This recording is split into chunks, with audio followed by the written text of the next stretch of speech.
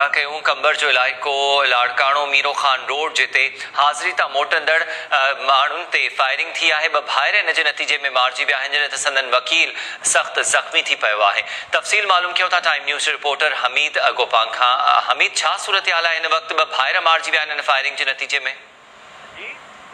Miro Khan Larkana road ते नामालूम motorcycle सवार हथियारबंदनि car ते अंधाधुंध फायरिंग करे ॾिनी, जंहिंमें कोरट मां हाज़िरी तां वापसि पंहिंजे ॻोठ रतोकोट लाड़काणो वेंदड़ ॿ सॻा भाइर इम्तियाज़ मुगेरी ऐं एजाज़ मुगेरी गोलियूं लॻण सबबि मौक़े ते ई फौत थी विया, जॾहिं त संदन जो वकील गुलाम मुस्तफ़ा मार गोलियूं लॻण सबबि सख़्त ज़ख़्मी थी पियो। ज़ख़्मी ऐं फौतनि जा लाश पुलिस मीरो खान अस्पताल खणाए आई, जॾहिं त जवाबदार वारदात बाद आसानी सां फरार थी विया। जॾहिं त ज़ख़्मी वकील जी हालत गणती जोगी हुअण करे खेसि वधीक इलाज लाइ चांडका अस्पताल। हमीद, कहिड़े मामले तां ही फायरिंग जो वाक़ियो पेश आयो आहे? इन बाबति कुझु ख़बर मिली सघी?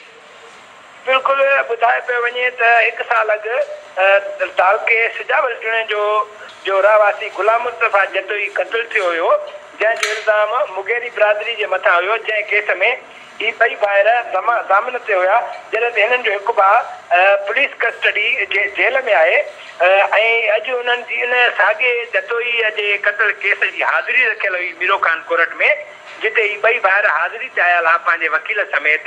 जितां हाज़िरी बाद वापसि पंहिंजे ॻोठ लाड़काणो तालको जे रतोकोट वञी रहिया हुया त मीरो खान खां ॿाहिरां ही रोड ते वाक़ियो पेश आयो आहे, जंहिंमें ही ॿई भाइर मौक़े ते क़त्ल थी विया आहिनि। जी, अपडेट करण लाइ महिरबानी। मां जी अब्दुल हमीद गोपांग।